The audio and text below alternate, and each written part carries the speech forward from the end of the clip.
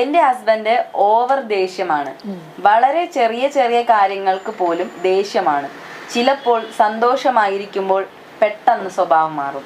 24 അവേഴ്സിൽ ഉറങ്ങുന്ന ടൈം അല്ലാതെ എപ്പോഴും എല്ലാം ദേഷ്യമാണ്. ചിലപ്പോൾ ഓരോന്ന് എറിഞ്ഞു പൊട്ടിക്കും, അതും ചെറിയ കാര്യങ്ങൾക്ക്. എന്താണ് ഇങ്ങനെ ദേഷ്യം വരാൻ കാരണം? ഇത് കൗൺസിലിംഗ് കൊടുത്താൽ മാറുമോ എന്നാണ് ക്വസ്റ്റ്യൻ ചോദിച്ചിരിക്കുന്നത്. ദേഷ്യം എന്ന് പറയുമ്പോൾ നമുക്ക് വളരെ ബേസിക് ആയിട്ട് എല്ലാ മനുഷ്യന്മാർക്കുള്ള ഇമോഷനാണ് അല്ലേ. അപ്പോൾ എല്ലാവർക്കും ദേഷ്യമുണ്ട്, എന്നാൽ അത് വളരെ പ്രോപ്പറായിട്ട് കൺട്രോൾ ചെയ്യുന്ന ആളുകൾ വളരെ കുറവാണ്. അപ്പോൾ നമുക്ക് പോലും പല സിറ്റുവേഷൻസ് ഉണ്ട് അല്ലേ, ആങ്കർ വന്ന് ദേഷ്യം വന്ന് നമ്മളൊരു ഔട്ട് ഓഫ് കൺട്രോൾ കാര്യങ്ങൾ പോകുന്നത്.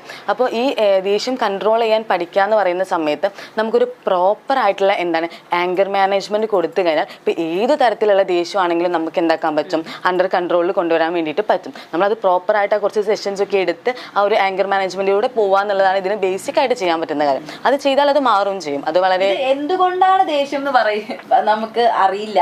അതായത് ക്വസ്റ്റ്യൻ ചോദിച്ചിരിക്കുന്ന എന്തുകൊണ്ടാണ് ഇങ്ങനെ ദേഷ്യം വരുന്നതെന്ന് അറിയില്ല.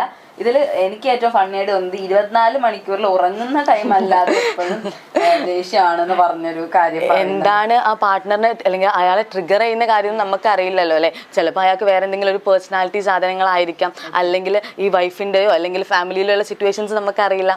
നമുക്ക് ആ കറന്റ് എന്തുകൊണ്ട് അയാൾക്ക് ദേഷ്യം വരുന്നു, എന്തൊക്കെ സിറ്റുവേഷൻസിൽ അയാൾ ദേഷ്യപ്പെടുന്നു, അത് ഭയങ്കര വാലിഡ് ആയിട്ടുള്ള ഒരു ക്വസ്റ്റ്യൻ ആണ്. അപ്പൊ നമുക്ക് കൂടുതൽ ഇൻഫോർമേഷൻസ് വേണം ഇങ്ങനത്തെ കാര്യങ്ങൾ വരുന്ന സമയത്ത്. എല്ലാവരുടെ അടുത്തും ഇതുപോലെ തന്നെ ദേഷ്യപ്പെടുന്നുണ്ടോ, വീട്ടിൽ മാത്രമാണോ ഇങ്ങനെ? ഇപ്പൊ എല്ലാവരുടെ അടുത്തും ഒരേപോലെ ആണെങ്കിൽ അത് അവരുടെ പേഴ്സണാലിറ്റീന്റെ ഭാഗങ്ങളൊക്കെ ആവാൻ സാധ്യതയുണ്ട്. അല്ലാതെ വീട്ടിൽ മാത്രമാണെങ്കിൽ സ്പെസിഫിക്കലി വീട്ടിൽ മാത്രം എന്തെങ്കിലും ട്രിഗർ ഉണ്ടാവാനുള്ള സാധ്യതയുണ്ട്. നമുക്ക് ആങ്കർ മാനേജ്മെന്റ് ടെക്നിക്ക് കൊടുത്താൽ മതി. അവര് നമുക്ക് ഒരുപാട് കുട്ടികളും ഇപ്പൊ ചെറിയ പിള്ളേരും വരുന്നുണ്ട് ഇങ്ങനെ ആങ്കർ. ഐ മീൻ കുട്ടികളുടെ ഒരുപാട് കേസ് ഇങ്ങനെ കണ്ടിട്ടില്ലേ? അതായത് ഫോർ എക്സാമ്പിൾ ഇപ്പൊ ചെറിയ കുട്ടികൾ ഭയങ്കര വാശി, ദേഷ്യം, സാധനങ്ങൾ എടുത്ത് എറിയുന്നു, അങ്ങനെ കുറെ കേസുകളൊക്കെ ഐ മീൻ കണ്ടന്റ് ഡിസോർഡറിന്റെ ഒക്കെ ഭാഗമായിട്ടുള്ള കാര്യങ്ങളൊക്കെ വരുന്നുണ്ട് ആക്ച്വലി. സോ ആ സമയത്ത് നമ്മൾ കുട്ടികൾക്കായാലും മുതിർന്നവർക്കായാലും നമുക്ക് ആങ്കർ മാനേജ്മെന്റ് ടെക്നിക്സ് കൊടുക്കാൻ പറ്റും. ഒരു മെത്തേഡ് പറയുകയാണെങ്കിൽ ഇപ്പോൾ നമുക്ക് നമുക്ക് ബ്രീത്തിങ് എക്സസൈസും കാര്യങ്ങളൊക്കെ ഇതിന് ചെയ്യാൻ പറ്റും. നമ്മളൊന്ന് കാമായിട്ട് ഇരിക്കാൻ വേണ്ടിയിട്ട്.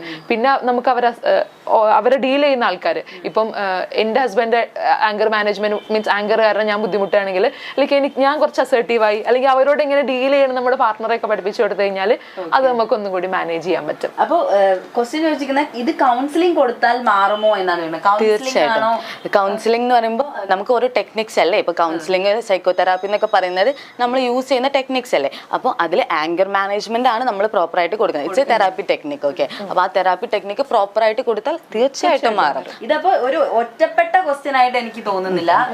അതായത് എല്ലായിടത്തും ഞാൻ പറഞ്ഞല്ലോ ആദ്യമേ ബേസിക് ഇമോഷൻ ആണ്. അപ്പൊ എല്ലാവർക്കും ആങ്കർ ഉണ്ട്. അപ്പൊ നമ്മളെ പാർട്ട്ണർക്ക് ആങ്കർ ഉണ്ടാവുന്ന സമയത്ത് ഒബ്വിയസ്ലി അത് എന്താവും, ആ ഓപ്പോസിറ്റുള്ള ആൾ അത് എന്തായാലും ബാധിക്കുന്നുണ്ടാവും. അപ്പൊ നമുക്കത് മാറ്റിയെടുക്കാൻ പറ്റും. ഈ എപ്പിസോഡിന്റെ ബാക്കി ഭാഗങ്ങൾ അടുത്ത ദിവസം കാണാം.